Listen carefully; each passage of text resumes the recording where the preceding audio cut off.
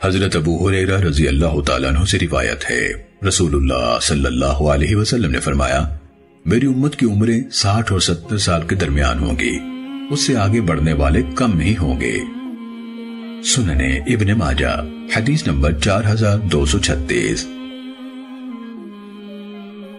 معمر نے خبر دی، انہیں زہری نے، انہیں ابی عبید نے جن کا نام سعد بن عبید ہے، جو عبد الرحمن بن اظہر کے مولا ہیں، کہ رسول اللہ صلی اللہ علیہ وسلم نے فرمایا، کوئی شخص تم میں سے موت کی آرزو نہ کرے، اگر وہ نیک ہے تو ممکن ہے نیکی میں اور زیادہ ہو، اور اگر برا ہے تو ممکن ہے اس سے توبہ کر لے۔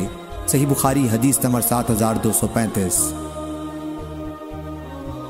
حضرت ابو ذر غفاری رضی اللہ تعالیٰ عنہ سے روایت ہے، رسول اللہ صلی اللہ علیہ وسلم نے فرمایا، اللہ نے میری خاطر میری امت کو غلطی، بھول اور وہ کام معاف کر دیے ہیں جن پر انہیں مجبور کیا گیا ہو۔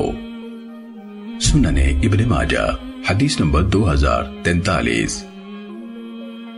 حضرت ابو ہریرہ رضی اللہ تعالیٰ عنہ سے روایت ہے، رسول اللہ صلی اللہ علیہ وسلم نے فرمایا، اللہ تعالیٰ نے میری امت کے ان کے دلوں میں آنے والے وسوسے معاف کر دیے ہیں جب تک ان پر عمل نہ کرے یا انہیں زبان سے ادا نہ کرے، اور وہ گناہ بھی معاف کر دیے ہیں جن پر انہیں زبردستی مجبور کیا جائے۔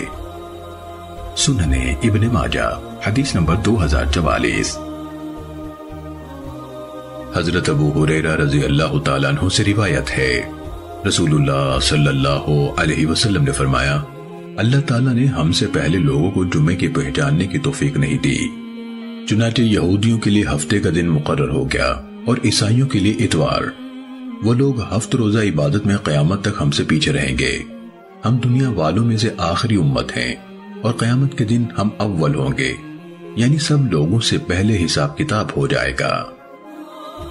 سننے ابن ماجہ حدیث نمبر 1083۔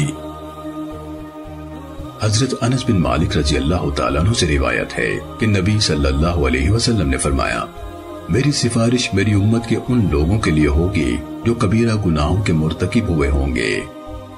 سننے ابو داود حدیث نمبر 4739۔